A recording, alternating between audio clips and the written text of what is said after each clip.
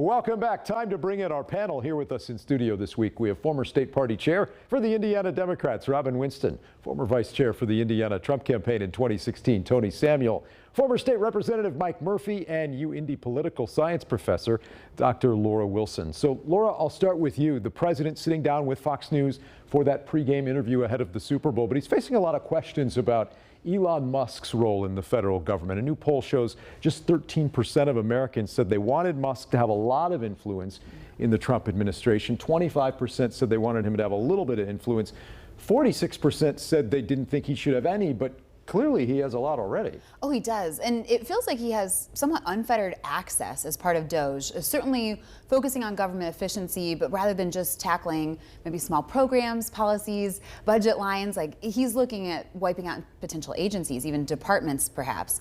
I think the interesting thing in that poll was that a number of Republicans were much more favorable with regards to Musk relative to what you saw at Democrats, but also within the party, when you talk about supporting Trump or Musk, it seems that Mike Johnson in the House is incredibly supportive and really doesn't push back. So sometimes that separation of power doesn't seem to be all that separate after all. And Mike, there was that back and forth last weekend, Musk saying Senator Young was, quote, part of the deep state, fearing he might not vote for Tulsi Gabbard. Eventually they had a chance to talk. Young later said he was voting for Gabbard's confirmation. What do you make of all of that and of the influence that he seems to have right now? You're talking about Musk. Elon Musk. Well, yeah. I mean, it's absolute. I mean, you know, this is I think we're really going into dangerous times, and the way autocracies begin is when you wipe out the legislative and offices, or not the offices, the people, and they have no opinion anymore. They have no will to stand up to the executive branch.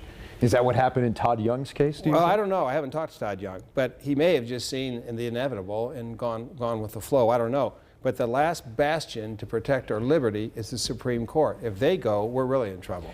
Tony, you have a different view on all of that? Yeah, I do. I mean, what you're seeing is the left and the left media demonizing Elon Musk because he's finding all kinds of savings, corruption, inefficiencies in government, $1 billion a day.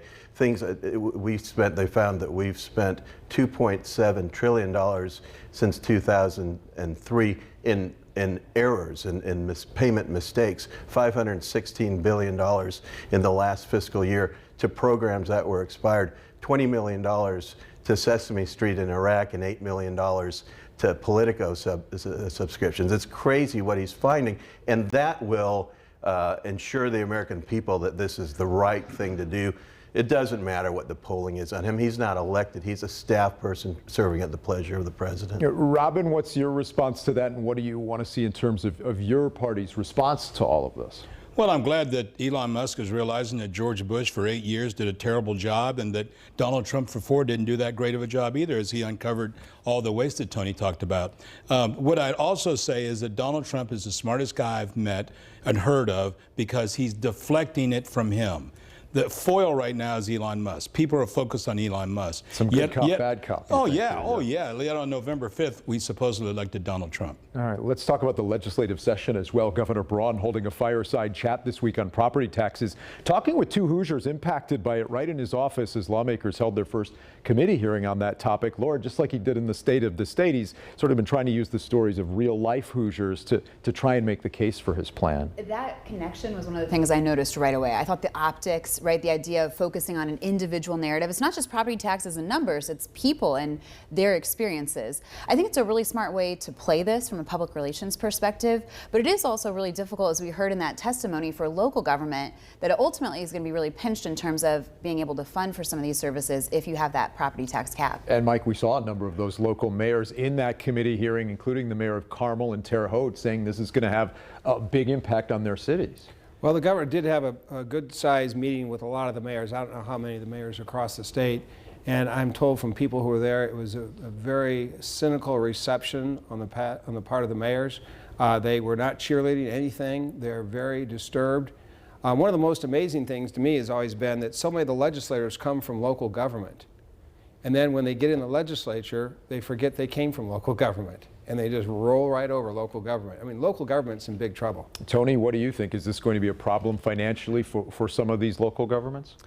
Not if they look at different ways of development and ways they can bring revenue in. They're relying on property taxes, which are affecting Hoosiers, which the governor is looking out for. You know, he's had these Hoosier huddles, he calls them. He's been in Terre Haute and Evansville just this week. He's traveling the state, he's bringing people in. He's doing the right thing for Hoosiers who are suffering with inflation and increases in property taxes. But those local governments can do more to bring development in and raise revenue. Robin, I want to get your reaction to all of that, and also to the governor's meeting this week with faith leaders who shared some of their concerns about his move to eliminate many of the state's DEI initiatives. Well, first off, on the property tax thing, it's basically a property tax switch.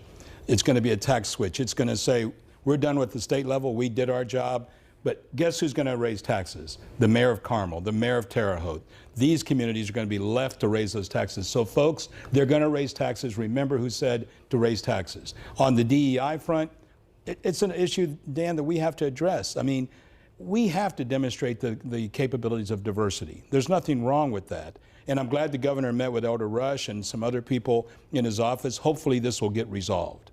All right, we'll see what happens next. The panel will be back in just a few minutes with this week's winners and losers. Coming up next, how state and local and federal officials are working together on security for the Super Bowl this weekend. Stick around, we'll be right back.